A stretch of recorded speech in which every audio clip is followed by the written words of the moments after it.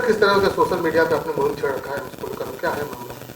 देखिए, ये मुहिम कोई आज की बात तो है नहीं। आप लोग इसके जज्बीत गवाह हैं और पूरी देश की जनता गवाह है कि हम लोग काफ़ी समय से, 1 दशक से भी ज़्यादा समय से इस देश के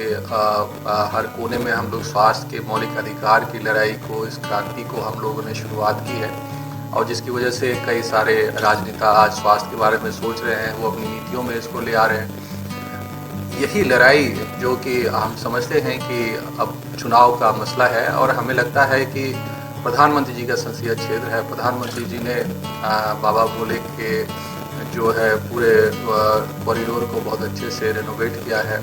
बहुत अच्छी बात है, धर्म और आस्था हमारे लिए एक जगह बनाती है। लेकिन जब कोरोना जैसी महामारी आती है, जब हमारे जीवन और मृत्यु का वास्तविक संघर्ष होता है, ऑक्सीजन, दवाइयाँ, अस्पताल, बिस्तर, इसकी आवश्यकता में इसकी जो आवश्यकताएं हम लोगों ने अभी महसूस की है, जिसके बारे में हम सालों से प्रधानमंत्री महोदय जी को अवगत कराते आए हैं, वो पीछे रह गया हमारा मुद्दा। हमने बार बार कहा है कि काशी को जो है वो BHU से बाहर एक बड़ा एम्स चाहिए, क्योंकि ये एक जगह नहीं है, ये जो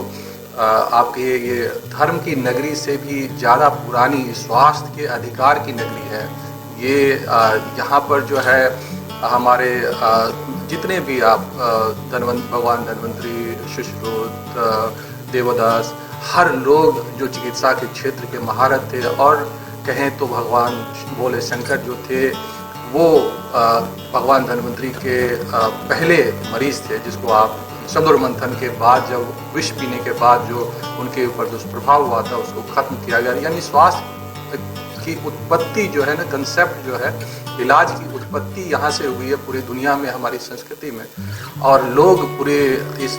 आसपास में इलाज कराने वाले, दिल्ली से भी लोग आ जाते हैं, पाकिस्तान बॉर्डर से भी आ जाते हैं, पूरे देश के लोग इलाज कराने आते हैं। और प्रधानमंत्री जी के होते हुए अगर वो एक एम्स नहीं दे सकते हैं, तो हम कैसे समझे एक नागरिक होते हुए, खास करके जब हमने कोरोना की एक महामारी को, दो महामारी को, उसके 2 वेव को झेल चुके हैं हमारी जनता, और आगे फिर तीसरी वेव की संकट जो है वो हमारे बच्चे, वृद्ध और हर लोग आज भी उस संकट से उबर नहीं पाए हैं। तो प्रधानमंत्री जी को इतने सालों से हम लोग लगातार जगाते आए हैं कि काशी के बाहर एक एम्स और पूरे देश की जनता को स्वास्थ्य के मौलिक अधिकार दिए जाएं। वही हमारा संघर्ष जो है सालों से जारी है, अभी भी जारी है, और तब तक जारी रहेगा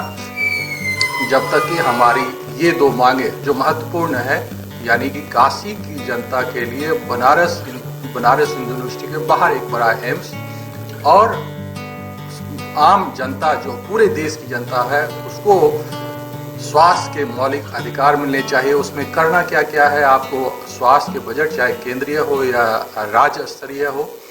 उसका टोटल बजट कम से कम 10% होना चाहिए टोटल बजट का स्वास्थ्य के ऊपर खर्च, जो आज बिल्कुल भी वैसा नहीं है। दूसरी बात हमने कही थी कि जितने भी इस देश के अंदर सरकारी अस्पताल, मतलब मेडिकल कॉलेज हैं, वो सारे मेडिकल कॉलेज को एम्स लाइक इंस्टीट्यूशन में कन्वर्ट हो जाना चाहिए। हर 3 से 5 करोड़ आबादी पर एक एम्स की स्थापना की जानी चाहिए। जितने भी डिस्ट्रिक्ट हॉस्पिटल हैं पूरे देश के अंदर, वो सबको मेडिकल कॉलेज में कन्वर्ट किए जाने चाहिए। प्राइमरी और सेकेंडरी हेल्थ सेंटर जो है उसको मजबूत किया जाना चाहिए, और जो 10% का बजट जिसकी बात हम कर रहे हैं, चाहे वो राज्य स्तर पर हो या केंद्रीय स्तर पर हो, उसका 5% जो है वो प्राइमरी हेल्थ सेंटर, जो कि गांव-गांव की जो असली बीमारी जहां लोग परेशान होते हैं और इलाज के लिए सुविधाएं नहीं है, ज़्यादा से ज़्यादा नागरिक रहते हैं, उन पर खर्च किए जाने चाहिए, उनको मजबूत किए जाने चाहिए। और 2 से 3% जो है सेकेंडरी हेल्थ सेंटर्स पे खर्च किए जाने चाहिए, और 2 से 3% जो है टर्सरी हेल्थ केयर, एम्स और एम्स लाइक इंस्टीट्यूशन के लिए खर्च किए जाने चाहिए। इस देश का मसला चुनाव का, धर्म और आस्था हमारा निजी मसला होता है, लेकिन चुनाव का जो राजनीतिक मसला होना चाहिए, स्वास्थ्य, शिक्षा, कृषि, व्यवसाय, व्यापार,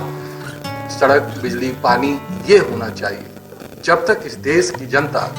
स्वास्थ्य, शिक्षा, महंगाई, भ्रष्टाचार, गरीबी,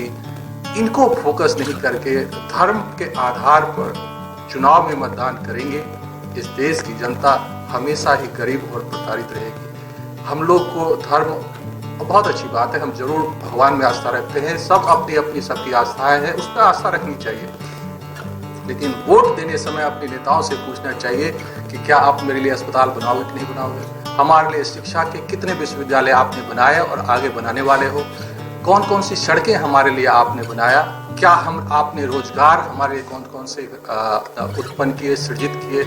हमारे लिए महंगाई और भ्रष्टाचार इसको आपने कितना कम किया, हमारे जो अपॉर्चुनिटी है क्या सबको